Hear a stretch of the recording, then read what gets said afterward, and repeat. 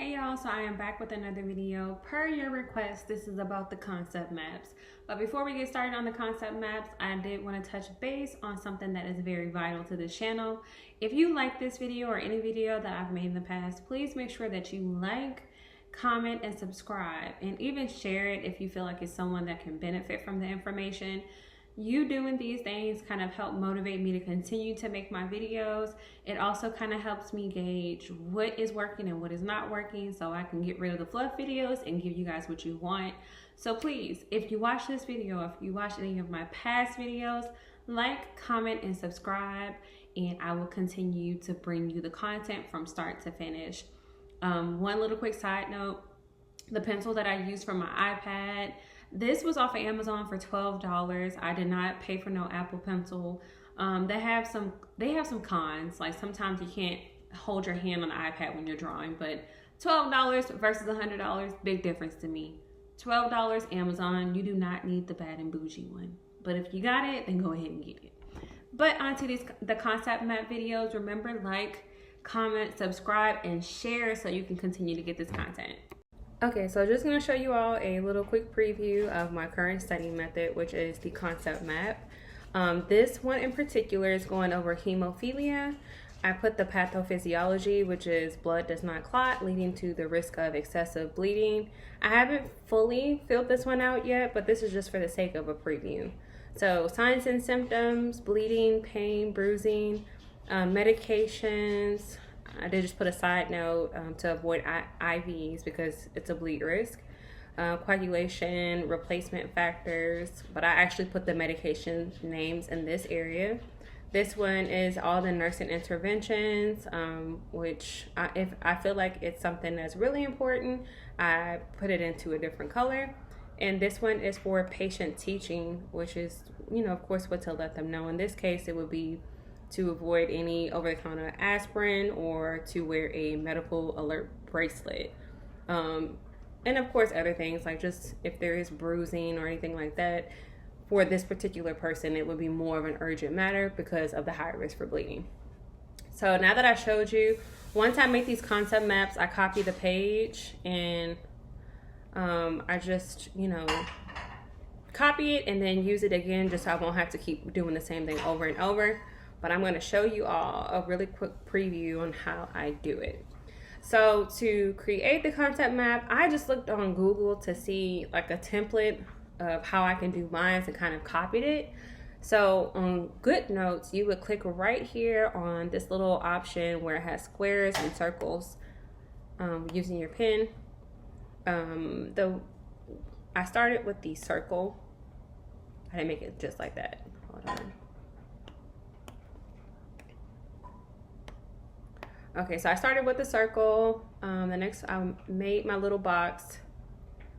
My settings, I have it to where it snaps into other shapes. Like if it can tell that I'm doing a rectangle, it's gonna make it a perfect rectangle. So it snaps it automatically. You can resize it. I didn't want to do it like that. You can make it longer or shorter. Then you can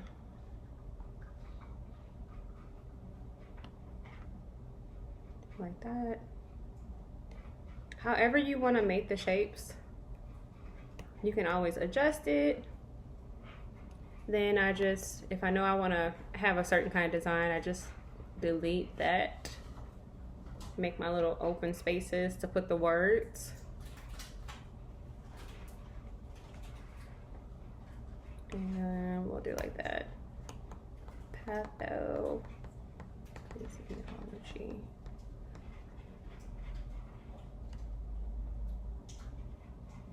And if I wanted to be like super perfect, I would do it this way instead. I wouldn't delete anything. And I would do pathophysiology, however spell it. Put it right here. I can make it bigger or smaller.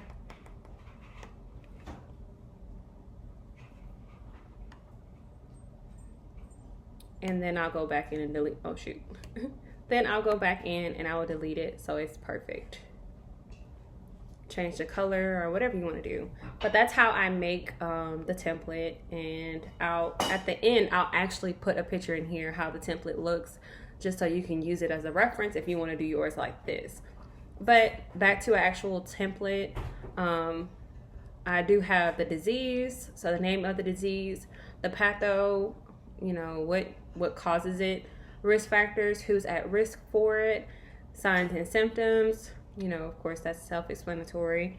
Diagnostics is the type of test they would take to determine if that's, that particular disease. The medications, the nursing interventions, and the patient teaching. And the reason why this works best for me is because from experience, they may ask any one of these categories for that disease. It's not going to be like what's the definition of it. They might ask a question that's in regards to patho, in regards to risk factors, signs and symptoms, nursing interventions, patient teaching. So if I do this way, or this study method, that way, whatever question is asked of me, I'm kind of prepared for it. So hopefully this is helpful for you all. If I should post the template at the very end of it, but this is my current study method.